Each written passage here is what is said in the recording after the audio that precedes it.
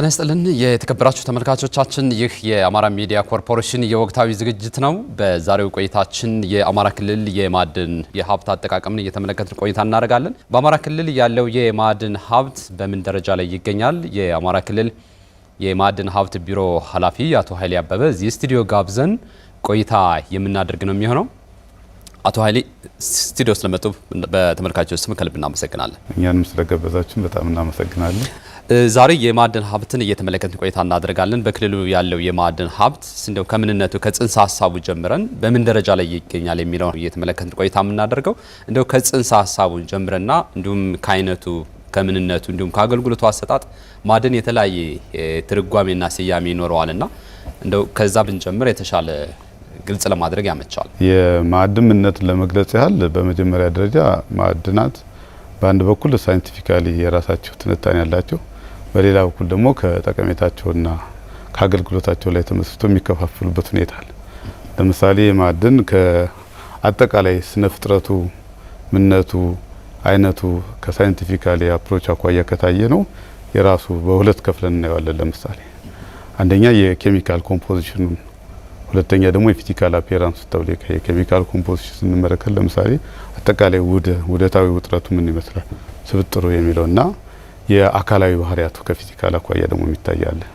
ለምሳሌ ማዕድናትን አንስተን ሲልኬት ብለብቶስ ለምሳሌ ሲልኬት ከሲልካ ላይ ምን ያህል ትስስርና ውህደታዊ ፍጥረት አለ። ሃይድራይት የሚባለው ከውሃ ላይ ምን አይነት ስብጥር አለው። ፎስፌት ምስበት ከፎስፈረስ ላይ ምን አይነት ስብጥር አለው ተብሎ ይሄ ወደ ሳይንሱ ስኔ ከአጠቃላይ ንጥረ ነገሩ አተም፣ ኒውትረን እያለ ኤሌመንት፣ ሞሊኩል፣ ኮምፓውንድ እያለ ማተር ድረስ ይደርሳል። በዚህ ሂደትና ብዙ ትንታኔዎችና ውስጣቸው ብዙ ጥናቶች የሚጠይቁ ናቸው። ከፊዚካል አፓራንስ ደግሞ አካላዊ ባህሪያቱን ስንመለከት ደግሞ ለምሳሌ በቀላሉ የምናውቃቸው ዝቅጥ ያለት፣ ቀልጥ ያለትና ለውጥ ያለት በመባል የሚታወቁ አሉ። አሁን ለምሳሌ አካላዊ ባህሪያቱን መሰረት አድርገን ስንመለከት አብዛኛው ለምሳሌ የእኛን አካባቢ ወስደው የአባይ ጎርጅን ይዘን የምናገኘው ያለት አይነት ዝቅጥ ያለት በመባል የሚታወቀውና ወይም ደግሞ ሴዲሜንት ሮክስ ተብሎ የሚገለጸው ለምሳሌ ወደ ወልቃይት አካባቢ ቋራ አካባቢ ዚገም አካባቢ ወንበርማ ዳርዳሩ ባሱና አካባቢ ሶስት ደግሞ የለውጥ ያለት ወይም ደግሞ ሜታሞርፊክ ሮክስ ተብሎ የሚታወቁት ይገኛሉ ማለት ነው። ቀሪዎች ደግሞ ኢግኒስ ሮክስ የሚባል ይታወቃሉ ማለት ነው። እነዚህ እንግዲህ አካላዊ ባህሪያትን መሰረት አድርገን የምናያቸው ነው ማለት ነው። ስለዚህ ከሳይንቲፊክ አኳያ ሲታይ ብዙ ርቀት ብዙ ትንታኔ በዘርፉ የተሰማሩት የሚገልጹ እንዳለ ሆኖ ቤዚካሊ ግን ኬሚካል ኮምፖዚሽንና ፊዚካል አፒራንሱን በማየት አጠቃላይ ውህዳዊ ውጥረቱና አካላዊ ባህሪያቱን በማየት ልንከፋፍለው እንችላለን ማለት ነው። እነዚህ የአካላዊ ባህሪያትን መሰረት አድርገን ቅድም የገለጽኩልህ ቦታ ስንመለከታቸው ለምሳሌ የዝቅጤ አለቶች መሰረት አድርገን ስናይ ምን አይነት ማዕድናት ይገኛሉ የሚባሉ ለምሳሌ ላይም፣ ጂፕሰም የመሳሰሉ ማዕድን እዚህ አካባቢ ላይ ነው የሚገኙ። ማዕድን ሲባል ከወርቅ፣ አልማዝ ወይም እንደዚህ በተለምዶ ሲጠሩ የሚመጡ በሰው ልጅ አእምሮ ውስጥ ቀድሞ የሚመጡ ነገሮች አሉ ነው። ለምሳሌ በጣም ትንሽ ግን ውድ የሆኑ ማዕድናት የሚገኙ ብዙ ጊዜ ሉጥ ያለት ላይ ነው። ሜታሞርፊክ አለቶች የሚባሉ ለምሳሌ ሳፋየር መውሰድ ትችላለህ፣ ወርቅ መውሰድ ትችላለህ፣ ፊልድስፓር መውሰድ ትችላለህ። በጣም እነዚህ የሚገኙት በእንደዚህ አይነት ቦታዎች ናቸው። መጠናቸው ትንሽ ግን በዓለም ገበያ ተፈላጊ የሆኑት አካባቢ የሚገኙበት ቦታ። የእኛን ክልል አብዛኛውን ስንመለከቱ ሲዲሜንትና ኢግኒስ ሮክስ ይበዛበታል። ሜታሞርፊክ ሮክስ ያለበት አካባቢ በጣም ውስን ናቸው። ይሄ እርግጥ በእኛ ክልል ብቻ ሳይሆን በሀገሪቱም በአብዛኛው የሚታይ ማለት እነዚህ ከሳይንቲፊክ አኳያ የሚታዩ ናቸው። ከአገልግሎት አኳያ ደግሞ የአማራ ክልል ላይ የሚገኙ ማዕድናት እንዴት አድርገን እናያለን ብለን ብንወስድ ብዙ ጊዜ ሰው አሁን ስትገልጽ እንደነበርከው ወርቅ፣ አልማዝ፣ ነዳጅ ወይም ትንሽ በተወሰነ ኤክስቴንት ብረት ነው ማዕድን የሚባለው። ነገር ግን ብዙ አይነት ማዕድናት ነው ያሉ። ለምሳሌ በእኛ ክልል በአምስት የሚከፈሉ ከጠቀሜታቸው አኳያ በአምስት የሚከፈሉ ከ50 አካባቢ የሚደርሱ ማዕድናት አሉ። የኮንስትራክሽን ማዕድናት ይባላሉ። ለምሳሌ የግራናይት፣ ባዛልቱ፣ ጥቁር ድንጋዩ፣ ስኮሪያው እነዚህ የመሳሰሉት ኢግኒምብራይት የሚባሉት የኮንስትራክሽን ማዕድናት ተብሎ ከጠቀሜታቸው አኳያ ተከፍለው ተቀምጠዋል። የኢንዱስትሪ ማዕድናት የሚባለው ከጠቀሜታቸው አኳያ ለምሳሌ ጂፕሰም፣ ላይምስቶን ብትወስደው፣ ሲልካን ብትወስደው የኢንዱስትሪ ማዕድናት ተብሎ ይከፈላሉ ከሚያመጡት ውጤት ማለት። ሶስተኛው የብረትና ብረት ነክ ማዕድናት ይባላል። ለምሳሌ ኒኬል፣ ኮፐር ራሱ ብረት ብትወስደው በዚህ ውስጥ የሚካተቱ ናቸው ኮባልት ማለት። አራተኛው የከበሩ ማዕድናት በከፊል የከበሩ ማዕድናት ይባላሉ። ቅድም እንደገለጹት ወርቅ፣ ኤሜራልድ፣ ኦብሲዲያን የመሳሰሉት ኦፓል፣ እነዚህ በዚህ ይካተታሉ ማለት ነው። ሌላው ደግሞ የኢነርጂ ማዕድናት ተብሎ እንደ ድንጋይ ከሰል አይነት ይካተታሉ። ስለዚህ ማዕድናት ከጠቀሜታቸው አኳያ ለምሳሌ በእኛ ክልል በዚህ በ5 ደረጃ ተከፍለው ይቀመጣሉ።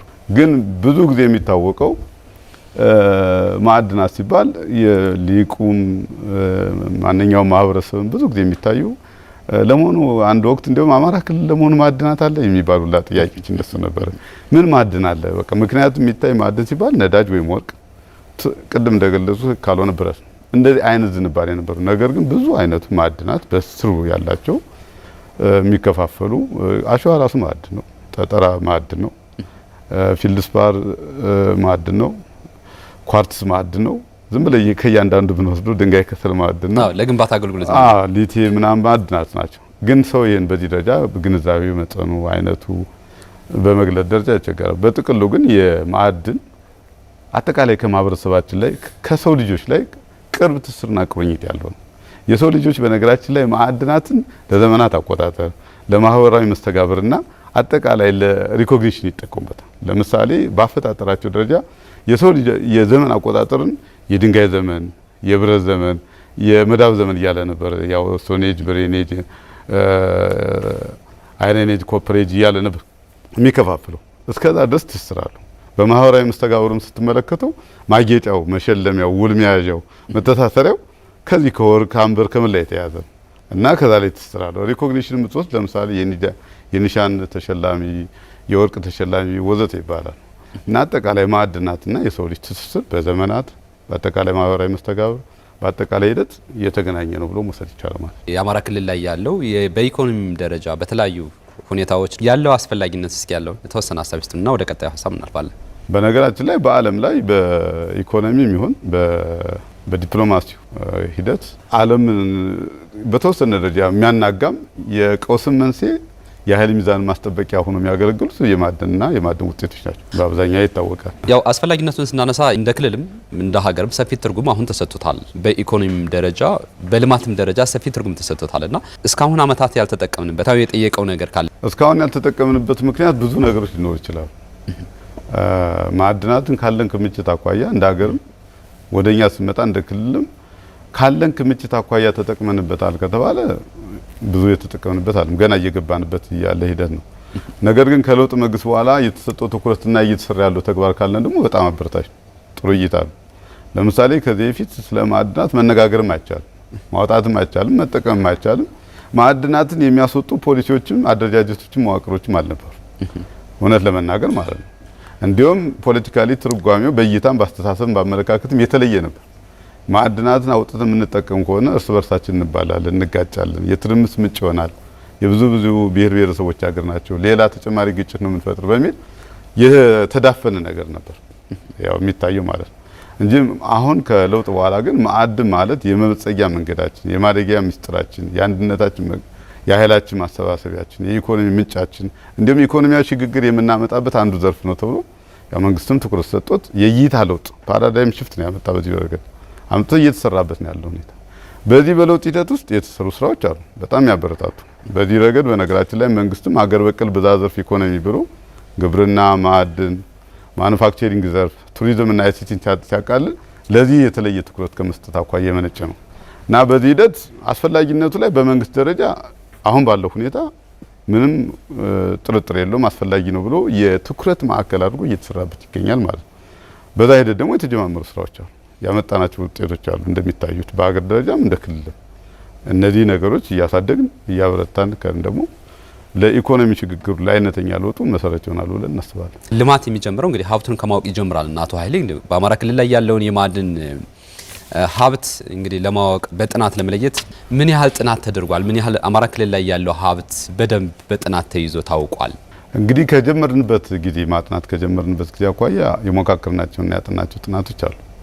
የማዕድን ጥናት በዋናነት በሁለት ይከፈላል። አንደኛው የማዕድን የስነ ምድር ካርታ ጥናት ስራ የሚባል አለ። ጂኦሎጂካል ማፒንግ የሚባለው ነው። አጠቃላይ የማዕድኑን አለት ስርጭት በጥቅሉ በስኬል ማየት ነው። ይሄ ብዙ ጊዜ አንድ በ50 ሺህ በጣም ከርንበት ካልሆነ ደግሞ አንድ በ500 ሺህ የሚጠና ጥናት ነው። ሌላኛው ደግሞ የማዕድን አይነት፣ መጠን፣ ክምችት፣ ጥልቀት፣ ደረጃ ማጥናት ይባላል። ይሄ ጂኦሎጂካል ኤክስፕሎሬሽን ኤንድ ኢቫሉዌሽን የሚሉት ነው። ከፍተ ይሄ ዝርዝር ጥናት የሚጠይቅ ነው። ስለዚህ ማዕድናት በእንደዚህ ሁለት አይነት ጥናቶች አሉት። የራሳቸው ደረጃ አላቸው። ከቅድመ አሰሳ ጥናት ጀምሮ እስከ ላቦራቶሪ ውጤት ድረስ ያለው ራሱን የቻለ የጥናት እንደ ማዕድናት አይነት የጥናቱ መጠን የሚወስደው ጊዜ ይለያያል። ይሄ ታሳቢ ተደርጎ ለምሳሌ አማራ ክልል ወደ 181 ካሬ ኪሎ ሜትር ስኬር ነው አጠቃላይ ቆዳ ስፋቱ። በእኛ በኩል እስካሁን የተጠናው ጥናት 45241 አካባቢ የስነ ምድር ካርታ ጥናት ስራ ተጠንቶ አልቋል። ጂኦሎጂካል ማፒንጉ የሚባለው ማለት ነው። የማዕድን ፍለጋ ክምችት ጥናት የሚባለው ደግሞ ዝርዝር ጥናቱ ደግሞ ወደ 5241 ኪሎ ሜትር ስኬር ተጠርቷል ማለት ነው። ይሄን በፐርሰንት ስትመለከተው የስነ ምድር ካርታ ጥናቱ ኦልሞስት ወደ 25% አካባቢ ያለ ከቆዳ ስፋታችን አኳያ ሰፊ ክልል ስለሆነ ከዛ አኳያ ማለት የማዕድን ፍለጋ ክምችት ጥናቱን ደግሞ ስንመለከተው ኦልሞስት ገና 4-5% አካባቢ ነው። ገና ብዙ ጥናት ይጠይቃል ማለት ነው። እነዚህ ጥናቶች ስናጠና ቢሮአችን እስከ ተዋረድ እስከ ዞን እስከ ወረዳ ያለው ራሱ የሚያጠናው ጥናት አለ ባለው የሙያ ብቃትና ልምድ በተዋረድ። ሁለተኛ ከዩኒቨርሲቲዎች ላይ በተለይ አማራ ክልል ካሉ ዩኒቨርሲቲዎች ላይ በፎረም ደረጃም ኤምኦዩ ተፈራርመን በትብብርና በቅንጅት የምናጠና ጥናት ይችላል። አልፎ አልፎ ደግሞ አዲስ አበባ ዩኒቨርሲቲ ያግዘናል ከአማራ ክልል ዩኒቨርሲቲ ውጭ ካሉት ማለት ነው። እንደገና ደግሞ የማዕድን ሚኒስቴር እና በተዋረድ ያለው የኢትዮጵያ ጂኦሎጂካል ሰርቬይ የሚያጠናቸው ጥናቶች አሉ። የግል ባለ ሀብቱ ለኢንቨስት ከማድረጉ በፊት ከፍሎ የሚያስጠናቸው ጥናቶችም አሉ። ምክንያቱም ካፒታል ነው የሚያወጣ ሀብት ያወጣል ያፈሳል። ከዛ በፊት ግን ማረጋገጥ አለበት። የሚያረጋግጠው እስከ ላቦራቶሪ ቴስት ድረስ ነው ውጭ ድረስ ልኮ ይሄ ጥናት አለ። ሌላው ደግሞ የዘርፉ ምሁራን የክልሉ ተወላጆችም ከዛ ውጭም ያሉትም ያጠኑታል።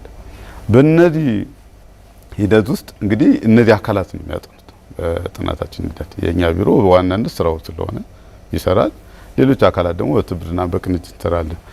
ይሄን ሂደን እስካሁን ድረስ ቅድም እንደገለጽኩት የማፒንጉ 25% አካባቢ ነው። የክምችት መጠን ጥናታችን ደግሞ ገና ኦልሞስት 5% አካባቢ የደረስ ነው ማለት ነው። በዚህ ሂደት ግን ቅድም ስገልጽ የነበረውን በአምስት የሚከፈሉ ከ50 በላይ የማዕድን አይነት አማራ ክልል እንዳለ ማረጋገጥ ችለናል ማለት ነው። ቀደም ሲል በመግቢያም አካባቢ ሲገልጹት ነበር አቶ ኃይሌ አማራ ክልል ላይ ያለውን የማዕድን ሀብት በሀገር ደረጃም ጭምር የመጠቀሙ ሁኔታ እስካሁን ዝቅተኛ ነበረ። 1% ብቻ ነው የሀገር በቀል ኢኮኖሚ ማሻሻያ ጋር ተያይዞ አሁን በርካታ በማሻሻያ ጨምሮ በርካታ ስራዎች ሲሰሩ እንደነበር እናስታውሳለን። እና ምን ስራዎች እስካሁን ተከናወኑ? በጥናት መለየት አንዱ ትልቁ ስራ ነው። በነገራችን ላይ የማዕድን ማጥናት ከፍተኛ ስራ ይጠይቃል። ከፍተኛ ቴክኖሎጂ ይጠይቃል። ቁርጠኝነት ይጠይቃል። መውጣት መውረድን ይጠይቃል። የተረጋጋ ሰላምና ጸጥታን ይጠይቃል። ቴክኖሎጂም ይጠይቃል። ኖርማል ሲምፕል ጥናት አሉ። ብዙ የሚጠይቁ ነገር አሉ። በጣም ዘመናዊ የሆነ ዲቴክት ማሽን፣ ድሪሊንግ ማሽን፣ ሪዘርቬሽን ስቲሜሽን ማሽን እንደም ላቦራቶሪ ይጠይቃል። እነዚህ ነገሮች ሁሉ ያካታል። ኖርማል አሰስመንት ጥናት ብቻ አለ። ምክንያቱም ብዙ የሚጠይቁ ነገሮች ስላሉ ማለት ነው። ስለዚህ በኮሚትመንትም ደረጃ ከፍተኛ ነገር ይጠይቃል። በአጠቃላይ በኢንቨስትመንት በካፒታል ደረጃ መዋለ ንዋይ ከማፍሰስ ማኳያ ከፍተኛ ነገር ይጠይቃል ማለት ነው። ይሄን አንዱ ጥናታችን በዛ ደረጃ የተከናወነው ነገር ነው። ይሄን ቅድም ካሉት አካላት ላይ በትብብርም በጋራም በተናጠልም እየሰራ ነው መጠና ማለት ነው።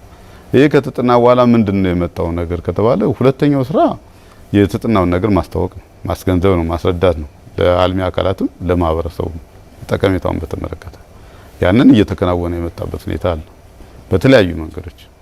ስለዚህ ከዚህ ተነስቶ የክልሉ ላይ ምንድነው እየተሰራ ያለው ከተባለ የመጀመሪያው በዚህ ዘርፍ ላይ የሚሰማሩ ባለሀብቶችን ለመሰማራት የፈለጉ ወጣቶችን በዚህ አካል ላይ ማንኛውም አካል ላይ የስራ ስምሪት እንደየፍላጎታቸው መስጠት።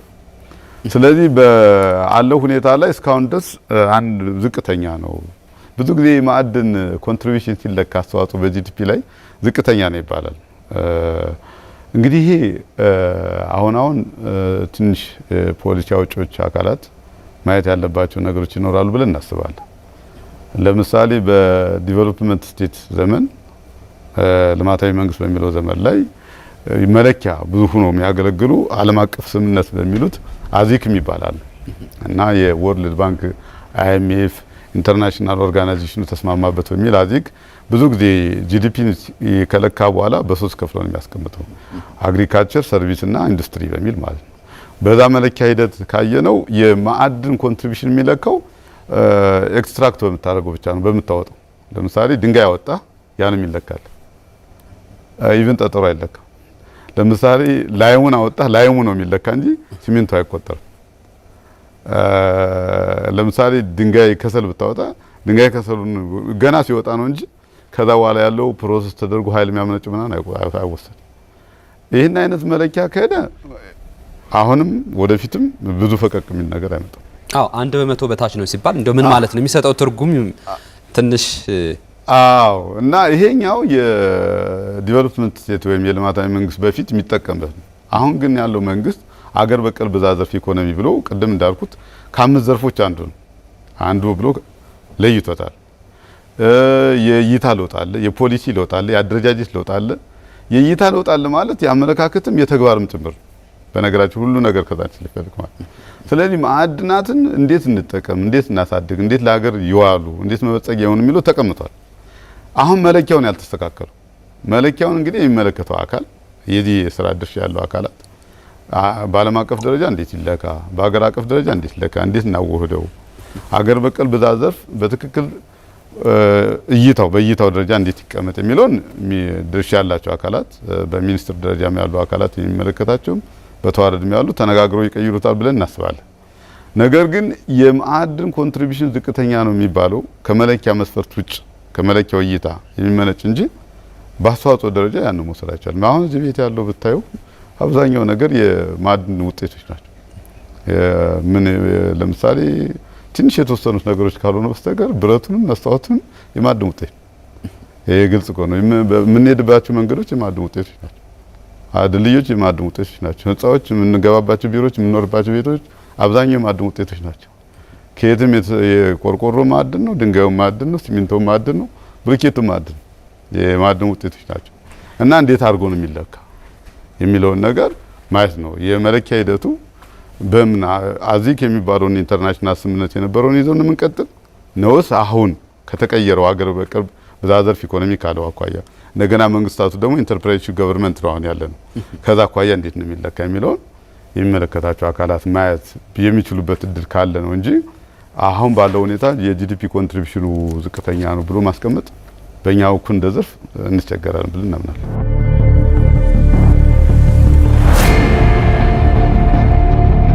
ማዕድንን እንግዲህ እንጠቀምበት ለኢኮኖሚው እንደ ዋልታ መሸጋገሪያ እንጠቀምበት ካልን በመንግስት ብቻ የሚፈታ ጉዳይ አይደለም። በመንግስት ብቻ የሚከወን ነገር አለ። ባለሀብቶች መሰማራት መቻል አለባቸው። ምሁራን መሳተፍ መቻል አለባቸው። የቴክኖሎጂ ሰዎችን ጭምር የሚጠይቅ ነገር ነውና በተለይ ፈቃድ አሰጣጥን ጀምሮ እንዴት ነው በክልል ደረጃ እየተስተናገደ ያለው? ምን ምቹ ሁኔታ ተፈጥሯል? እንደ ክልል የመንግስት ትልቁ ድርሻ ተቋማትን መፍጠር፣ ለዚህ ተቋም ለዚህ አገልግሎት የሚሆኑ ተቋምን መፍጠር ነው። ለምሳሌ የክልላችን መንግስት ቀደም ሲል የነበረውን ችግር ሊቀርፍ በሚችል ደረጃ ተቋምን አደራጅቷል። በቢሮ በዞን በወረዳ በተመረጡ ወረዳዎች ወደፊት ይቀጥላል አቁሟል። ይሄን አመቻችቷል። ሁለተኛ የመንግስት ድርሻ የሚሆኑትን በራሱ አቅም እና ሌሎችን በማስተባበር ማዕድናት ለይቶ ለባለሀብቶች፣ ለወጣቶች፣ ለሚመለከቱ አካላት ለሀገር ውስጥም ለውጭም ላሉት ዓለም አለው ለዓለም ምቹ ሁኔታ መፍጠር ይሄን እያከናወነ ይገኛል። የተገኙ ማዕድናትን ማስተዋወቅ ነው በተለያየ መንገድ በኤግዚቢሽን በእንደዚያው በእናንተ መልኩ በተለያየ መንገድ እሱን እያከናወነ ይገኛል። የመጨረሻው ነገር ህግና ስርዓት እንዲይዝ ማድረግ ነው። ለዛም ምቹ ሁኔታ እየፈጠረ ይገኛል። እያከናወነ ከጠየቀው አኳያ ተገቢውን አገልግሎት መስጠት ነው ከዛች። ስለዚህ አንድ የማዕድን አውጥቼ መሰማራት ፈልጋለሁ የሚል አካላት ሶስት አይነት የፍቃድ ደረጃዎች አሉት። የቅኝት ፍቃድ የሚባል አለ፣ የምርመራ ፍቃድ አለ የሚባል አለ፣ የምርት ፍቃድ የሚባል አለ። እነዚህ የራሳቸውን የቻሉ ስታንዳርድ አላቸው። የቅኝት ፍቃድ ከመቼ እስከ መቼ መቼ ያሟላ በቀጥታ ይሰጣል፣ የት ቦታ ይሰጣል፣ ወረዳ፣ ዞን ነው ክልል ላይ የሚሰጥ ተብሎ። የምርመራ ፍቃድ የሚባል አለ፣ እንደዚሁ በተመሳሳይ መልኩ ደረጃቸውን የጠበቁ አሉ። 167 መስፈርቶች ያንን በወረዳ በዞን በክልል ተብሎ ሲመጣ ይሰጣል። ሌላው የምርት ፍቃድ ነው፣ አጠቃላይ ላይሰንስ። በዛ መንገድ እየተሰራበት ያለበት ሁኔታ አለ። እንግዲህ በተዋረድ አልፎ አልፎ ደግሞ የሙያዊ እገዛ ድጋፍ የሚጠይቁ ነገሮች ካሉ ከማሽን ላይ ተያይዞ ከቴክኖሎጂ ላይ ተያይዞ ምናልባት ማሻሻያዎች ሲደረጉ ከማሻሻያዎች ላይ ተያይዞ የሚሰጣሉ። አሁን በዚህ ሂደት ለምሳሌ በዚህ አመት 156 ከፍተኛ ፍቃድ እንሰጣለን ተብሏል። እስካሁን ድረስ ወደ 104 የሚሆኑ ከፍተኛ ፍቃዶች ተሰጥተዋል በቢሮ ደረጃ። ባህላዊ ፍቃዶች በወረዳ ላይ ነው የሚሰጡ 4200 ምናምን ይሰጣል ተብሎ ታስቧል። እስካሁን ድረስ ወደ 2123 አካባቢ ተሰጥቷል። አነስተኛ ልዩ አነስተኛ የሚባሉ ፍቃዶች አሉ በየደረጃቸው እየተሰጡ ይገኛሉ ማለት ነው። ባህላዊ የማዕድ ማውጣት ሂደት ሲባል በተለይ በክልሉ ማግኘት የሚገባውን ሀብትም እንዳያገኝ አስችሏል የሚል ሀሳብ ነበረ ከዚህ በፊት። ባህላዊ ምርት ፍቃድ የሚባለው የማዕድን ስራዎች ከዚህ ውጭ አይሆንም ወደፊትም ማለት በባህላዊ መንገድ የሚሰጡ አሉ፣ በልዩ አነስተኛ፣ በአነስተኛ፣ በከፍተኛ ደረጃ የሚሰጡ አሉ። ባህላዊ ማለት ምንድነው?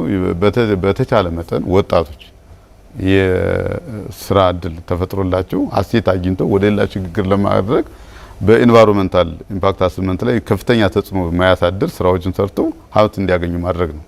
ለምሳሌ አሁን የደለል ወርቅ ቢገኝ ከኖርማሊ አፍሰት ወስደዋል ካገኙ በኋላ ያንን መነሻ ያደርጋሉ። አሸዋ ኖርማሊ የወንዝ አሸዋ ከወጣ ያንን አፍሶ በመውሰድ የሆነ መነሻ ጥሪት ያገለግላል። ይሄ ባለ ሌላ ምን ማሽን ሳይጠቀሙ በቁፋሮ በእጃቸው የሚያገኙት እንደማለት ነው። ይሄኛው ነገር ከአሰራር አኳያ ብዙም ከአካባቢ ላይ ተስማሚ ነው አልተስማሚ አይደለም የሚለውን ያ የራሱ ይመልሰዋል። ኢንቫይሮንመንታል ኢምፓክት አሰስመንት የአካባቢ ተጽዕኖ ግምገማ የሚመልሰው ነው። ስለዚህ ብዙ ችግር የለውም። ከባህላዊ ምርት አኳያ እኛ ክልል ላይ ችግር እየገጠመን ያለው ኦፓል አሁን ብዙ ጊዜ የሚነሳ በዛ ምክንያት ይመስለኛል። ኦፓል ላይ እውነት ነው በጣም ችግር አለ። የመጀመሪያው ነገር ኦፓል ለማውጣት በጣም አስቸጋሪ ነው። አንደኛ በጣም ውስጥ ነው ያለ አለቱ። ከዛ ውስጥ ፎርቆ ለመቆፍሮ ለማውጣት በጣም ረጅም ርቀት መለቻ ይጠይቃል። በዛ ላይ መደርመስ አለ፣ መዋጥ አለ። በጣም ብዙ ችግሮችም እየገጠሙ ነው። ይህን ነገር እንዴት እንቅረፈው ተብሎ እየታሰበበትም ለመስራት ጥረት እየተደረገም ይገኛል። ስለዚህ ባህላዊ አወጣጡ ከፍተኛ ችግር እየገጠመን ያለው ወዛ ላይ ነው። ይሄም ማስተካከል እንዳለብን አስበን አንዳንድ ነገሮች ለመስራት ጥረት እየተደረገ ነው። ሌሎች ግን በዘመናዊ መንገድ ነው የሚሰሩ። አብዛኛው የአማራ ክልል ማዕድናት ከጥቁር ድንጋይ ማውጣት ጀምሮ እስከ ሲሚንቶ ፋብሪካ ያሉት ከጂፕሰም ፋብሪካ ጀምሮ እስከ ሲልካ ፕሮሰሲንግ እስከ ድንጋይ ከሰል ያለው በማሽን ነክ ነው። በዘመናዊ መንገድ ነው።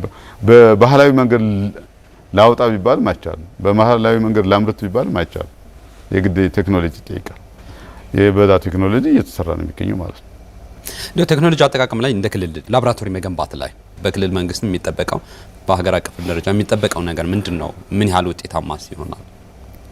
የማዕድን ላቦራቶሪ በክልላችን የሚቋቋም በጣም ውጤታማ ነው። እስካሁን ድረስ ባለው ሁኔታ አብዛኛውን የማዕድን ደረጃዎችን ለመለየት አይነታቸውን ለመለየት የምንልከው ወደ ውጭ። አሁን ለምሳሌ እያንዳንዱ ማዕድን የራሱ ደረጃ አለው። ለምሳሌ ብረትን ብትወስድ ብረት 4 አይነት ነው። ለምሳሌ ሂማታይት የሚባለው ብረት ከፍ ያለ ደረጃ አለው። ከዛ ቀጥሎ ደግሞ ማግኒታይት የሚባል አለ፣ ላተራይት የሚባል አለ፣ ሊሞናይት የሚባል አለ። እነዚህን ሊለይ የሚችል ማዕድን በተሻለ ቴክኖሎጂ በላቦራቶሪ ቴስት ነው። ለምሳሌ የድንጋይ ከሰል ብትወስድ በሁለት ይከፈላል። ለምሳሌ አንትራሳይት እና ሊግናይት ይባላል። አብዛኛው እኛ አካባቢ የሚገኘው እስካሁን ድረስ ሊግናይት የሚባለው የድንጋይ ከሰል አይነት ነው። እነዚህን ለመለየት እዛ ያስፈልጋል። ላይምን ብትወስድ አሁን ሲሚንቶ ከፍተኛው ድርሻ የሚይዘው ላይም እንትን ነው። የእሱ ኮንቴንት ለየትኛው ለምሳሌ ለሲሚንቶ ቢሆን የሚጠቅመው ነው ላይሙ ኖስ ለአፈር ነው የሚለውና ሌሎች መለያዎች ቴስት የሚደረጉ በላቦራቶሪ ነው። ኢትዮጵያ ውስጥ እስካሁን ድረስ ያለ የኢትዮጵያ ጂኦሎጂካል ሰርቬይ ማዕድን ቀደም ሲል የተቋቋመው ረጅም ጊዜ ነው። እዚህ ውስጥ ደግሞ የራሱ የሆነ ሊሚቴሽን ይኖረዋል። አሁን የማዕድን ልማት ለማልማት ባሰበው ደረጃ የዛ ላቦራቶሪ ተሽሽሏል አልተሻለም ራሱን የቻለ መጠይቅ ያስፈልጋል ማለት ነው። በዛ መጠን እንደ ክልል እንዲሁ ያጠናችሁት ሰርቬይ የሆነ ነገር አለ? ምን ያህል ካፒታል ሊፈጅ ይችላል? ምን ያህል ጊዜ ሊወስድ ይችላል? እስቲሜት ተደርጎ የማዕድን ላቦራቶሪ ለማቋቋም በጣም ዘመናዊ ለማድረግ ከታሰበ እስከ 1 ቢሊዮን ብር ይፈጃል ብለን የመነሻ ፕሮፖዛል አቅርበናል። አሁን ባለው ሁኔታ እንግዲህ ይሄንን የክልሉ መስተዳድር ምክር ቤት ተወያይቶ የሚመለከታቸውን አካላት ማሳትፎ የተሻለ ያለቀለት ጥናት ካለቀ በኋላ ምናልባት በሚቀጥሉት አመታት ክልሉ ይሄን ለመስራት ያሰበ ይመስለኛል። በእኛ በኩል ፕሮሚሲንግ ነገርም እንዳለ ማረጋገጥ ችለናል ማለት ነው። ስለዚህ ያስጠንተናል የት ቦታ ላይ ማረፍ እንዳለበት፣ ምን አይነት ማሽን መተከል እንዳለበት፣ ምን አይነት ላቦራቶሪ መምጣት እንዳለበት፣ የኢንስትሩመንቶች አይነቶች እነዚህን ቅድም ያልኩት ከማይኒንግ ኢንጂነሪንግም ከጂኦሎጂስቶችም ከሌላ ከኬሚካል ኢንዱስትሪም ካጠኑትም ከተለያዩ ተቋማት ከዩኒቨርሲቲዎችም ከኛም በመተባበር የመነሻ ጥናት ተዘጋጅቷል ማለት ነው። ይሄን በቅርቡ እናቀርባለን ብለን እናስባለን። ለተወሰኑ አካላት አሳውቀናል። ማዕድን ሀብት እንደ ሀገር የሀገር በቀል የኢኮኖሚ ማሻሻያ ተስፋ ከተጣለባቸው አንደኛው የኢኮኖሚ ምሰሶ ነውና የውጭ ምንዛሬንም ለማጠናከር ተስፋ የተጣለበት ነው። ምን ያህል ውጤት ተገኘ? ሀገር በቀል ብዝሃ ዘርፍ ተብሎ በጣም በስፋት የተነገረ ከለውጥ በኋላ ነው እንደምታወቀው። የማዕድን ፖሊሲ ደግሞ የወጣው 2012 አጋማሽ በኋላ ነው። ስለዚህ የእይታ ለውጥ ማዕድን የመጣ ከዛ ጀምሮ ነው ማለት ነው። ማዕድን ብዙ ትሩፋቶች አሉ። ኋላም ልገልጸው እችላለሁ። አንደኛው የውጭ ምንዛሬ ግኝት ማጠናከርና የውጭ ምርቶችን በሀገር ውስጥ መተካት ነው። ለምሳሌ የ2014፣ 2015፣ 2016 ብትወስደው ክልላችን ለሀገሪቱ ኮንትሪቢዩት ያደረገችው በውጭ ምንዛሬ ደረጃ በማዕድን ከወርቅና ከኦፓል ብቻ ብንወስደው 19.5 ሚሊዮን ዶላር ይሄ ኦሬዲ በየአመቱ በ2014፣ 15፣ 16 ስንገመግም ማለት ነው። ከሁለቱ ብቻ 19.5 ሚሊዮን ዶላር አካባቢ ላይ ኮንትሪቢዩት አድርጋለች ለሀገሪቱ ክልላችን ማለት ነው። ከሁለቱ ማዕድናት ብቻ የውጭ ምርቶችን በሀገር ውስጥ መተካት ለምሳሌ የ2015 እና የ2016 ብንወስድ ከውጭ ሊገባ የነበረው ማዕድናት በማስቀረት ደረጃ ማለት ነው 203 ሚሊዮን ዶላር አካባቢ ያስቀርተናል። የሚገቡ ነበሩ የውጭ ምርቶች የሚገቡ ለምሳሌ ብዙ አይነት ምርቶች ማለት ነው። አሁን በቅርቡ ደግሞ የድንጋይ ከሰል ኩታበራ አካባቢ እናመርታለን። በቅርቡ እስካሁን ድረስ ድንጋይ ከሰል ከደቡብ አፍሪካና ከቱርክ ነው የሚመጣው ብዙ ሚሊዮን ዶላር እየወጣበት። ስለዚህ እዚህ እንተካለን ማለት ነው። ሀገሪቱ ታወጣ የነበረውን እናስቀራለን ማለት ነው። ግራናይትና ማርብል ከቻይና ነበር የሚመጣው። አማራ ክልል ነው በስፋት የሚመረተው። አሁን የጸጥታ ችግሮች አንዳንዶች ያዙ እንጂ ብዙ ፋብሪካዎች አሉ በሀገሪቱ ውስጥ የግራናይትና ማርብል አማራ ክልል ኮንትሪቢዩት ያደርገ ያንን ከውጭ የሚመጣ የነበረውን አስቀርተናል። እነዚህን ስንመለከታቸው ወደ ቅድም በገለጽኩት ደረጃ ላይ የውጭ ምንዛሬ ግኝት በማጠናከርና በተለይ ወደ ውጭ የውጭ ሃርድ ከረንሲ ይወጣ የነበረውን በማስቀረት ደረጃ አበረታታች ስራ ላይ ነን ማለት ይቻላል። ማዕድናትን አሁን ዝም ብሎ አውጥቶ ከመሸጥ ጥሬ ዕቃውን ከማቅረብ ባለፈ እሴት ጨምሮ የሚቀርብበት መንገድ የውጭ ምንዛሬን በማስገኘት በኩል ያለው ልዩነት ነገር ለምሳሌ ለሚኮ እሴት ተጨምሮበት አንድ የማኑፋክቸሪንግ ውጤት ነው የማዕድን ውጤት ያ ጅብሰም ለምሳሌ ይመረታል። ለምሳሌ ደጀን ላይ የሚመረተው ጅብሰም ለኬንያ ይቀርባል። ታይም ጅብሰም ለምሳሌ ለኬንያ ኤክስፖርት ያደርጋል። አማራ ክልል ነው የሚመረተው። አንሽት ጅብሰም ለምሳሌ ይመረታል። ደብረ ብርሃን ያለው ለሀገር ውስጥ እየቀረበ ይገኛል። ይሄ የምናያቸው ግራናይቶች ማርብሎች እሴት ተጨምሮባቸው ነው ፕሮሰሲንግ ከተደረገ እሴት ተጨመረበት ማለት ነው። ኦፓል ለምሳሌ በአንድ በኩል ጥሬው ይቀርባል። በሌላ መልኩ ደግሞ ላፒዴሪስቶች አስውበው አጊጠው ያቀርባሉ። ጌጣጌጥ ሰርተው ማይኒንግ ኤክስፖ ላይ እንደውም በየአመቱ የኛ ኦፓል በጣም ደረጃውን ይዛል። አዲስ አበባ ላይ በሚካሄድ ኤግዚቢሽን ለ2-3 አመታትም በዚህ ጉዳይ ላይ ተሸላሚዎች አጋጣሚ ይቀርባል። ምክንያቱም ጥሩ ስለሰሩ ማለት ነው። ያ ከሆነ እሴት ጨምሮ የሚወጣ ኦፓል አለ። እሴት ሳይጨመርበት ያልተዋበ ኦፓል ይወጣል፣ ጥሬ ኦፓል። አሁን እኛ ያልተዋበ ጥሬ ኦፓል ከሀገር ውጭ እንዳይወጣ፣ ምክንያቱም ለሀገሪቱ የሚያስገኘውም ዶላር ዝቅተኛ ነው። የሚደክመው የሚለፋው የሚያወጣው ተጠቃሚነቱ መጠን ዝቅተኛ ነው። ስለዚህ እሴት በመጨመር ደረጃ ያለው ሂደት ይሄ ነው። እሴት አጨማምሮ እነዚህ ኖርማሊ ብዙ ጊዜ እሴት በመጨመር ባለመጨመር እኛ ክልል ላይ ስነጋገር ኦፓል ላይ ከሆነ ብዙ ጊዜ የሚነሳው ጎልቶ የሚነሳው ስለሆነ ወደፊት ግንዛቤ በተያዘ ቁጥር እየተቀየረ ይሄዳል። በአንድ በኩል የክህሎት ስልጠና ይሰጣል የኛ ቢሮ ለላፒዴሪስቶች ለአስዋቢዎች ማለት ነው። ሁለተኛ ደግሞ ከአማራ ክልል ስራና ስልጠና ቢሮ ላይ በመነጋገር 17 ኮሌጆች ላይ ይህን የሚያሰለጥኑ አካላት አሉ። ኮሌጆች 17 ኮሌጆች ላይ በስራና ስልጠና ቢሮ ስር ያሉት ላይ አለን ውል የራሳቸው አሰልጣኝ አለ። ወጣቶችን ይለያሉ፣ በዚህ የተሰማሩ አካላትን ይለያሉ፣ ያሰለጥናሉ፣ ያስወጣሉ፣ ያስመርቃሉ። ከቴክኖሎጂ አጠቃቀም ላይ ተይዞ ማለት ነው። ሶስተኛው ነገር እሴት እንዲጨምሩ ምናረጋቸው እሴት ጨምሮ እንዲሸጡ ለማድረግ ያልተዋበውን አለመቀበል፣ ጥሬውን አለመቀበልና የተዋበውን ለመቀበል የገበያ ማዕከል መገንባት። ለዛ ደግሞ የገበያ ማዕከሎችን ተገንብተው ያለቃል። አሁን የሚቀረው ማስጀመር። ለምሳሌ ወገል ጤና ላይ ያለ ሌሎችም አካባቢ ላይ ለመስራት ጥረት ይደረጋል።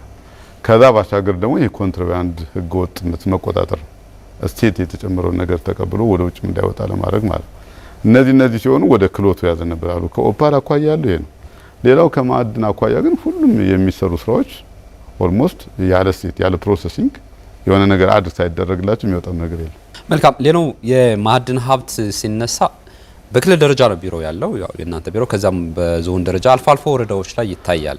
ያው በርካታ የስራ እድል ከቢሮ ማስፋት ደረጃ ጀምሮ በርካታ የስራ እድል ለመፍጠር እድል የሚፈጥር ቢሮ እንደሆነ ይታወቃልና ቢሮ ጽህፈት ቤት በማቋቋም ደረጃ በተለይ ዞን አካባቢ ያለውን በማጠናከር ምንድነው ያለው ነገር? መልካም እንግዲህ የክልሉ መንግስት ከ2014 ጀምሮ በክልል ደረጃ የመዋቅር ማሻሻያ አካሄዶ ክልላችን ቢሮ አድርጓል። አስፈጻሚ መስሪያ ቤት አድርጓል። መንግስት በሰጠው ትኩረት አኳያ ለማጠናከር ጥረት እያደረገ ይገኛል። ይሄ አስተሳሰብና የአመለካከት ውጤት ነው። ክልል ላይ ኤጀንሲ ተብሎ ዞንና ወረዳ ላይ እግሩ የተቆረጠ ተቋም ነበር። ለአገልግሎት አሰጣጥ የማይመች ነበር። አሁን ባለው ሁኔታ ቢያንስ ተገቢውን ትኩረት ለመስጠት ጥረት ተደርጓል። ከመንግስት ፖሊሲ የሚመነጭ ማለት ነው። የማዕድን ትሩፋት ሲገለጽ ብዙ ነገሮች ናቸው። ስራ እድል ፈጠራ አንዱ ነው። ቅድም እንደገለጽኩት የውጭ ምንዛሪ ግኝት ማጠናከር አንዱ ነው። የውጭ ምርቶችን በሀገር ውስጥ በመተካት ሌላ ጉዳይ ነው። የቴክኖሎጂ ሽግግር ማድረግ ሌላ ነው። የመንግስት ገቢን ያጠናክራል።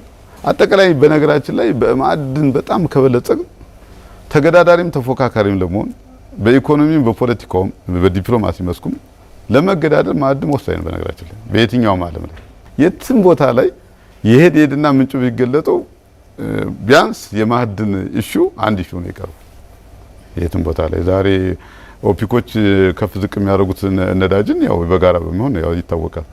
ዛሬ የሆነ ሀገር የሚተራመስ በምን እንደሆነ ይታወቃል። ዝሮ ኢሹ ዛሬ ያለበት ምን ያህል የዓለምን ኢኮኖሚ በማናጋትም ከፍ በማድረግም የትርምስ ምንጭ በመሆንም የስኬት ምንጭ በመሆንም የማዕድን እንትኖች ይታወቃል እና ባጋው መያዝ አለበት። ከኛ አኳያ ስንወስድ የስራ እድል ፈጠራ በባህላዊ መንገድ፣ በአነስተኛ መንገድ፣ በልዩ አነስተኛ መንገድ፣ በከፍተኛና በማዕድን ነክ ፋብሪካዎች በተማሩ ስራ አካላት ላይ በማስተማር ነው ስራ እድል የሚፈጠረው። አንደኛው ስራ እድል መፍጠር በማዕድን ዘርፍ የትኩረት አቅጣጫችን ነው። ለምሳሌ 2014፣ 15፣ 16 ስንመለከት እንደ ክልል ወደ 98016 አካባቢ የሚሆኑት ዜጎች የስራ እድል እንደተፈጠሩ ዳታዎች ያሳያሉ ማለት ነው። በየጊዜ እየገመገምናቸው የመጣ ነው ሪፖርት። ስለዚህ ጥሩ ናቸው። ለምሳሌ 2014 ወደ 25000 አካባቢ ነበር። 2015 ወደ 51000 ነው። 2016 ያው ትንሽ የጸጥታ ችግር ስለነበረ 22000 አካባቢ የተፈጠረው የስራ እድል አሁን ወደ 95000 አካባቢ ደርሷል። እነዚህን የስራ እድል ፈጠራዎች ለማጠናከር ወረዳ ላይ ገና 45 ተቋም ነው ያለው። ግን ዝቅተኛ ነው። ማዕድን ያለበት ወረዳ በጣም ክምችት ያለበት ወረዳ ማዕድን ጽህፈት ቤት የለው። አሁን ይሄን ስታይ ለምሳሌ አሁን እንዲሁ አንድ እንሳሮ ወረዳ እንወሰደው አሁን ለሚ ያለበት ማለት እንግዲህ ያው ለሚ ምን አይነት እንደሆነ ያው ዝም ብለን ለሚ ያለን እንጂ በሚቀጥሉት 4-5 3-4-5 ለሚዎች እንፈጥራለን። ለጊዜው አሁን እንዲሁ ላብነት ስም ጠራ ነው እንጂ ማለት ግን የለውም። አሁን ከፍተኛ ማዕድን ክምችት ለምሳሌ ቋራ ላይ ጽህፈት ቤት የለውም። ብረት አለ፣ ወርቅ አለ። በጣም ሴንሲቲቭ የሆኑ ማዕድናት ማለት ነው። በአሶሊቨን ብትወስድ ለምሳሌ ሊቲየም አለ፣ ድንጋይ ከሰል አለ። ውድ የሆኑ ማዕድናት ናቸው እነዚህ፣ ግን ጽህፈት ቤት የለውም። እና እነዚህ ምንድነው አሁን እኛ የክልሉ መንግስት ትኩረት ተሰጥቷል። ያለበት ወቅታዊ ሁኔታ ይታወቃል፣ ምን አይነት ችግር እንዳለ በሂደት ይሄን ለማጠናከር ዝግጁ ነው። በእርግጠኝነት ለመናገር በአስፈላጊ ቦታዎች የግድ በሁሉም ቦታ ላይ ማዕድን ጽህፈት ቤት ይኖር ብለን አናም በሚያስፈልግባቸው ደረጃውን በጠበቀ መንገድ ለመዋቅሩ ያስፈልጋል በሚባሉት ላይ ተመስርተን በአብዛኛው በተጠኑ ጥናቶች ላይ ማዕከል አድርገን በሁሉም ቦታ ላይ ማዕድን ጽህፈት ቤት እንገነባለን እናቋቁማለን የሚል እምነት አለ። ለሚ ሲሚንቶ ፋብሪካ አሁን ውጤቱን ሰው ማየት ጀምሯል። በተለይ ወደ ገበያ አካባቢ በመግባት መጀመሩ የሲሚንቶ ዋጋንም ያለበት ሁኔታ እናስታውሳለን። ይሄ አማራ ክልል አንደኛው ትልቅ ስኬት ያስመዘገበው የለሚ ሲሚንቶ ፋብሪካ፣ ሌሎችም በርካታ የሲሚንቶ ፋብሪካዎች አሉ። በምን ደረጃ ላይ ነው የሚገኙት? አሁን እነዚህ ኮንስትራክሽን ላይ ያሉት ማዕድናትን እንደው እሱ አካባቢ ያለውን መረጃ እንስጥና ወደ ሌሎች እንመለሳለን። መጀመሪያ አካባቢ ላይ እንገነባለን ይሰራል ለማስገንባት ጥረት እያደረግን አንዳንዱ ማመን የሚያቅተው ነበር። ስንናገርም ትንሽ ይሰጋ ነበር። ይሄ የሆነበት ምክንያት አንደኛ ክልላችን አንድ ሲሚንቶ ፋብሪካ ባለመኖሩ ምክንያት ነው። ሁለተኛ አስበናቸው ያላሳካናቸው ስለነበሩ ነው። በዛ የተነሳ ሶስተኛ ደግሞ ካለው ፍላጎትና ጉጉት የመነጨ ነው እንዲሰራ ካለው ፍላጎት እና ብዙ ጊዜ ብዙ ጥረት ተደርጓል። ከፌዴራል ጀምሮ እስከኛ ክልል ያለ ነው ርብርብ አካሂደናል። ስራችን ስለሆነ እየተከታተልን እንደሆነ በተደጋጋሚ ሚዲያ ላይ ምን ገልጫዋለሁ። አሁን ባለው ሁኔታ ይሄ ለሚ ናሽናል ሲሜንት እውነት ለመናገር የክልሉ የሀገሪቱም ግዙፍ የሲሚንቶ ፋብሪካ ክልላችን ላይ ተገንብቷል። ወደ 33.4 ቢሊዮን ብር የፈጀ ትልቅ ፕሮጀክት ነው። በነገራችን ላይ ትልቅ ምርትም እያመረተ በሀገሪቱም ኦልሞስት 130 እስከ 150 ሺህ ኩንታል እያመረተ ያለ ነው። በተግባርም በተጨባጭም ሲሚንቶን ያረከሰ ውድ ሲሚንቶ እንደ ወርቅ እንዳልተፈለገ ሆኖ አሁን የትም ቦታ ታገኛለህ። እድሜ ለለሚ ናሽናል ሲሜንት የትም ቦታ ሄደህ ታገኛለህ። ውጤቱ እንዴት ተገመገማችሁት? ውጤቱማ በብዙ መንገድ ነው የሚገመገሙ። በነገራችን ላይ ፖለቲካሊም ኢኮኖሚካሊም መገምገም ያለበት። ለምሳሌ ሲሚንቶ ለማግኘት እኮ ብዙ ትርምስ ነበር፣ ብዙ ውጣ ውረድ ነበር። ከመንግስት ተቋማት እስከ መንግስት የልማት ድርጅቶች፣ ከግለሰብ ተቋራጮች እስከ ግለሰብ ቤት ሰሪዎች እኮ ሲሚንቶ ለማግኘት ወረፋ ነበር። ይሄ ይታወቃል እኮ የሚወስድባቸው ጊዜ፣ የሚያወጡት ወጪ፣ የነበረው ቢሮክራሲ። ያም ሆኖ ደግሞ መሀል ላይ ያለው ኮንትሮባንድ፣ የሚሰራው ህገወጥ ያ ሁሉ አስቀርቷል። ይሄ ከፍተኛ መረጋጋት ፈጥሯል። ኢኮኖሚካሊ መረጋጋት ፈጠረ ማለት እዛው ሳለ ፖለቲካሊ ስታቢሊቲ ይፈጥራል ማለት ነው። ሁለተኛ በተመን ደረጃ ከፍ ዝቅ ይል የነበረውን አሁን ለምሳሌ ከፋብሪካው እኮ 1100 ነው የምታገኘው። 1100 አንዳንዴ እንደውም 1000 ይገባል። የነበረው ግን 2400 ነበር ገበያ ላይ። አሁን ባህር ዳር ላይ ብትመጣ ለምሳሌ 1200 1300 ይገኛል። ኦልሞስት 100% ነው የቀነሰው፣ በጥፍ ነው የቀነሰው። ይሄ ትልቅ ነገር ነው። ይሄ ማለት ደግሞ የሲሚንቶ በዚህ ደረጃ መጠን ተገኘ ማለት የኮንስትራክሽን ኢንዱስትሪ ያድጋል፣ በቀላሉ ግንባታ ይጀመራል። የኮንስትራክሽን ኢንዱስትሪው ተስፋፋ ማለት የቀን ሰራተኛው ስራ ጀመር ማለት፣ ለሳኙ፣ ግንበኛው፣ አናጺ ስራ ጀመር ማለት። ይሄ ማለት የስራ እድል ተፈጠረ ማለት ነው። የስራ እድል ሲፈጠር ደግሞ ኢኮኖሚካሊም ፖለቲካሊም እየተረጋጋ ይሄዳል ማለት ነው። ስለዚህ ዘርፈ ብዙ ውጤቶች እንዳሉት ግልጽ ማሳያችን በነገራችን ላይ ለሀገርም ለክልላችንም ጉልህ ሚና ተጫውቷል፣ እየተወጣም ይገኛል። ነገር ግን እንደገለጽከው ለሚ ላይ ብቻ ማተኮር የለብን። ሀብት ስላለን አማራ ክልል በኮንስትራክሽን ኢንዱስትሪ የሚያገለግሉት 5-6-7 ሲሚንቶ ፋብሪካ መገንባት ይቻላል። ምክንያቱም ምቅ አካባቢ የላይምስቶን ምቅ ክምችት ነው ያለ አማራ ክልል፣ ቅድም ሴዲመንት ሮኩ ከፍተኛ ስለሆነ የጅብሰም ክምችቱ ከፍተኛ ነው፣ የሲልካ ክምችቱ ከፍተኛ ነው። ፑሚት አለን፣ ክሌይ አለን፣ ታፍ አለን። እነዚህ ናቸው ለሲሚንቶ የሚያገለግሉ። ቱሰም ኤክስቴንት ደግሞ ድንጋይ ከሰል ለማቀጣጠያ ያገለግላል አለ። ይሄ ሁሉ ሀብት አማራ ክልል አለ። እስካሁን አለመጠቀም ችግር ነው የገጠመ። ስለዚህ አሁን የጀመሩ አሉ የተለያዩ ለምሳሌ በስም መጥራት እንችላለን። ሴንቸሪ ራሱን ለመስራት ይፈልጋል። ቴኒቲ ራሱን ለመስራት ይፈልጋል። በረንታ ሲሚንቶ ፋብሪካ ራሱን ለመስራት ይፈልጋል። እዚህ ደጀን ላይ ያሉት አሉ ለምሳሌ ለመስራት ይፈልጋሉ። የመንግስት ሚና የነበረው አባይም ራሱን ጥረት እያደረገ ይገኛል። ወደፊት የሚገለጡ ነው እና እያንዳንዳችን እየሰራን እየተገነቡ እየተሰሩ ይገኛል።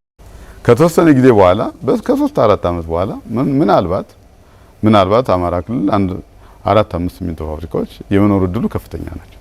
ያ ደግሞ የሀገሪቱን ድርሻ ከፍ ያደርገዋል ማለት ነው። ይሄ ማለት ለሚ ይህን ያህል ያረከሰው የሲሚንቶን ድርሻ እነዚህ ፋብሪካዎች ተገንብተው በጣም ውጤታማ ላይ ሆኑ ይችላሉ ተብሎ ሰው ሊያስብ ይችላል። ግን ሀገሪቱ ተገንብታ ያላለቀች ሀገር ናት። በነገራችን ላይ የኮንክሪት አስፋልት የለው ሀገር ማለት ኢትዮጵያ እኮ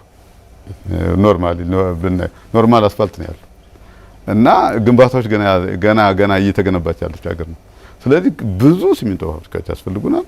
በዛው መጠን ደግሞ ብዙ ገበያ፣ ብዙ የስራ እድል፣ ብዙ ኢኮኖሚ ማሻሻልና መነቃነቅ ይፈጥራል ብለን እናስባለን። ይሄን አስበን እየሰራን ነው። የብረት ማዕድን ብዙ ጊዜ በሰፊው ይነሳል።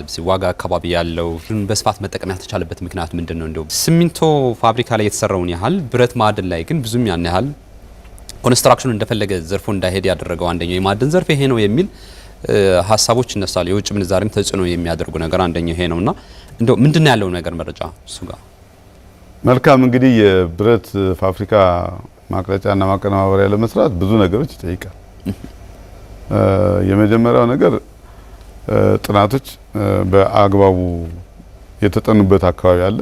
መለስተኛ ጥናቶች የተካሄዱበት እንደተገለጸው አሁን ሰቆጣ አካባቢ ላይ ጥሩ ጥናት ተካሂዷል። የብረት ክምችት እንዳለውም የተረጋገጠ ሁኔታ አለ። በእኛም በኢትዮጵያ ጂኦሎጂክም በአዲስ አበባ ዩኒቨርሲቲ በእነዚህ አጋጣሚ አሁን ደግሞ ወልዲያም እያጠና ይገኛል። እዛ አካባቢ ቦረና አካባቢም እንደዚሁ ተጠንቶ የተረጋገጠ ቋራ ላይ ባሶሊበል ላይ እንደዚህ የተጠናል። እነዚህ አካባቢዎች የብረት ክምችት አላቸው ተብሎ ይገለጻል። ሌሎችም አካባቢ አለ በስፋት ነገር ግን ቅድም ስገልጽ እንደነበረው ብረት ባይኔቸር 4-5 አይነት ባህሪ ያሉት። ለምሳሌ በጣም ተፈላጊ ብረት ሂማታይት የሚባለው የፌረስ መጠኑ ከፍ ያለ 70-80% የያዘ ማለት። ቀጥሎ ማግኒታይት የሚባለው አለ። ከዛ ላተራይትና ሊሞናይት የሚባለው አለ። እነዚህ አካባቢ ላይ የተገኙት አንዳንዶች ላይ ሂማታይት ምልክት አለ የተሻለ፣ አንዳንዱ ላይ ደግሞ ላተራይት የሚባል ማዕድን የብረት አይነት አለ። አይረን ኮንቴንቱ ዝቅ ያለ ማለት፣ አንዳንዱ ከፍ ያለ። አንደኛው ይሄንን በአስተማማኝ ደረጃ ኢንቨስት ከመደረጉ በፊት ማረጋገጥ ያስፈልጋል ማለት ነው። አንደኛው ዝም ብሎ ላተራይት የአይነት የብረት አይነት ተገኘ ተብሎ የብረት ማቅለጫና ማቀነባበሪያ ለመክፈት ያስቸግራል። ቢያንስ የሆነ ነገር የአይረን ኮንቴንቱ ከፍ ያለው በብዛት ሲገኝ እዛ አካባቢ ላይ ማተኮር ያስፈልጋል ማለት ነው። አንደኛው ኬዝ ይሄ ነው። ሁለተኛው ኬዝ የብረት ፋብሪካ ከፍተኛ ካፒታል ይጠይቃል። ግዙፍ ስለሆነ ያን ያለ ጠይቀ እንጂ ዝቅ የሚልበት ሁኔታ አለ። የብረት ግን ሚኒመም የተሻለ የብረት ማቅለጫና ማቀነባበሪያ ይሰራ ከተባለ ቢያንስ 200-250 ሚሊዮን ዶላር ይጠይቃል። ያ ማለት ደግሞ በኢትዮጵያ ብር ስትመነዝረው ከፍተኛ ነው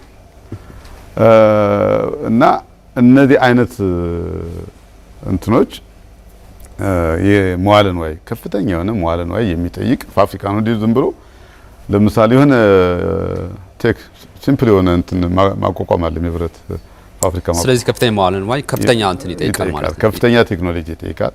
በዘርፉ ልምድ ያላቸው ሙያተኞች ይጠይቃል። መሰረተ ልማት ይጠይቃል። ኃይል አቅርቦትም ይጠይቃል። ከፍተኛ የሆነ ኃይል አቅርቦት ለምሳሌ የሚቀልጥ አሁን ለሲሚንቶ እንኳን ከፍተኛ ኃይል አቅርቦት ነው የጠየቀ።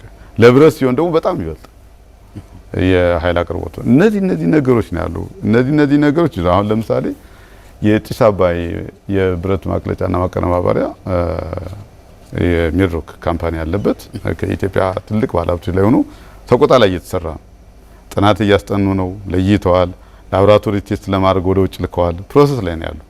ይሄን ራሱን የቻለ ይሄ ሲጠናቀቅ ሰቆጣ አካባቢ አንድ ነገር ይኖረናል።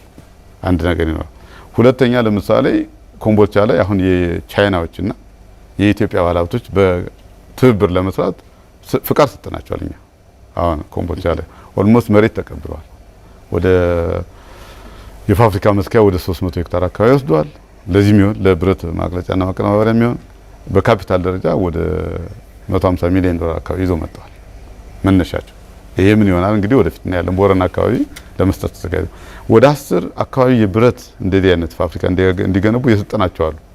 ነገር ግን ቅድም እንደነገርኩ ጥናቱ ረጅም ሰዓት ይፈጃል። ከፍተኛ ካፒታል ይጠይቃል። መዋለ ቴክኖሎጂ ይጠይቃል።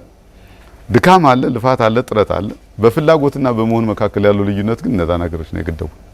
ስለዚህ እነዚህ ማጣጣም እነዚህ ላይ መስራት ይጠይቃል ማለት ነው። በተለይ ህገወጥ የማዕድን ማውጣት ላይም ለመከላከል እየሰሩ ያሉ ስራዎችን የማዕድን ልማት ስራ አልፎ አልፎ ያው በተለያዩ ምክንያቶች ለህገወጥነት የሚጋበዝበት ኬዝ አለ። አንደኛ የማዕድን ራሱ ኔቸሩ ራሱ አንዳንዴ ይጋብዛል። አንዳንዴ የአሰራር ጉድለቶች፣ አንዳንዴ ከመዋቅርና ከአደረጃጀት ላይ የሚያያዝ፣ አንዳንዴ ከግንዛቤ እጦት፣ አንደኛ የገበያ ትስስር ከመፍጠር አኳያ እነዚህ ፋክተሮች ይኖሩታል።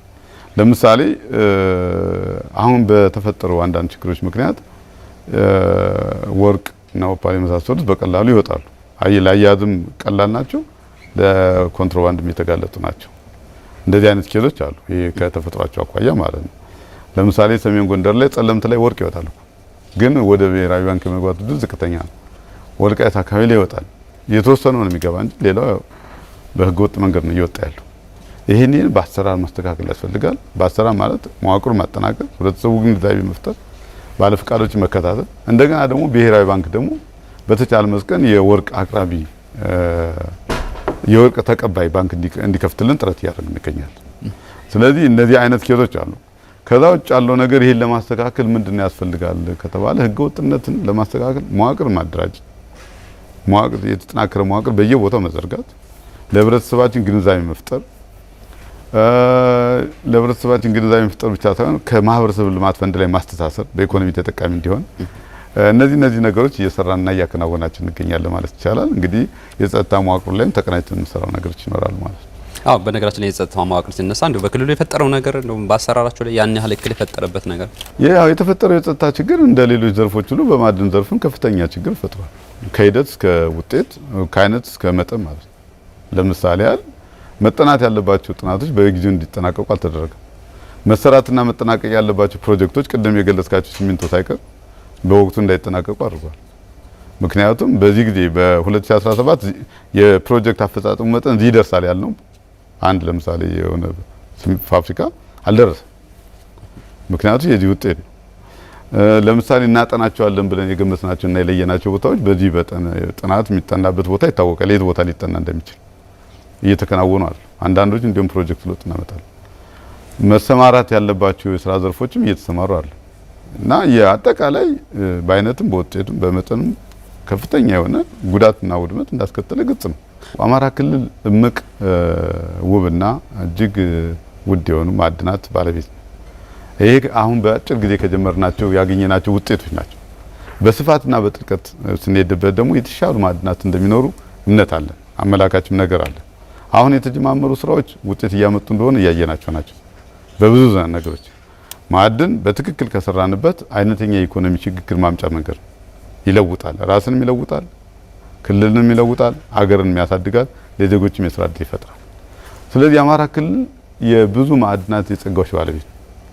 ስለዚህ በዚህ ዘርፍ ላይ መሰማራት የሚፈልጉ አካላት፣ መዋለ ንዋይ ማፍሰስ የሚፈልጉ አካላት፣ እውቀታቸውን ማፍሰስ የሚፈልጉ አካላት በተለያዩ መንገዶች የተለያዩ ነገሮችን ማዕድን ማውጣትና መሸጥ ሳይሆን ማዕድናትን አልምቶ ራሱን ጠቅሞ አገርን መጥቀም የሚችልበት ለምሳሌ አውጥቶ ማቅረብ አለ፣ ፋብሪካዎችን መትከል፣ ስራ ዕድል መፍጠር፣ የቴክኖሎጂ ሽግግር እንዲመጣ ማድረግ፣ የውጭ ምንዛሪ ምንጭ እንዲሆን ማድረግ።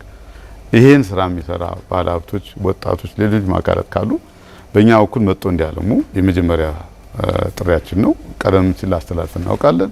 ይሄን ለማድረግ ቢሮአችን ዝግጁ ነው። ከላይ እስከታች ያለ ቢሮ ለማገልገል ዝግጁ ነው። በእርግጠኝነት በማዕድን ስራ ላይ ከተሰራን አሁን የኛ ሞቶ ማዕድን አዲስ የንጋት ተስፋ ለክልላችን ብለን ነው እየሰራን ያለ ነው። አሁን እየተጀመረ ስለሆነ ጥሩ ውጤት እያመጣንበት ያለን ሂደት ነው። ስለዚህ ኑና ክልላችንን አልማ፣ ሀገራችንን ቀይር፣ ራሳችንን እንለውጥ የሚል ጥሪ ያስተላልፋለሁ። እጅግ አመሰግናለሁ። እኛም እናመሰግናለን። የአማራ ክልል የማዕድን ቢሮ ኃላፊ አቶ ኃይሌ አበበ እዚህ ስቱዲዮ ተገኝተው ያነሳናቸውን ሀሳቦች ማብራሪያ ስለሰጡን በተመልካቾች ስም ከልብ እናመሰግናለን። እኔም አመሰግናለሁ። የተከበራችሁ ተመልካቾቻችን የዛሬው የማዕድን ሀብት አጠቃቀም የአማራ ሚዲያ ኮርፖሬሽን የወቅታዊ ዝግጅት በዚህ ይጠናቀቃል። ፕሮግራሙን አዘጋጅቼ ያቀርብኩላችሁ ይካስ ማስረሻ ነበርኩ። ሰላም ጊዜ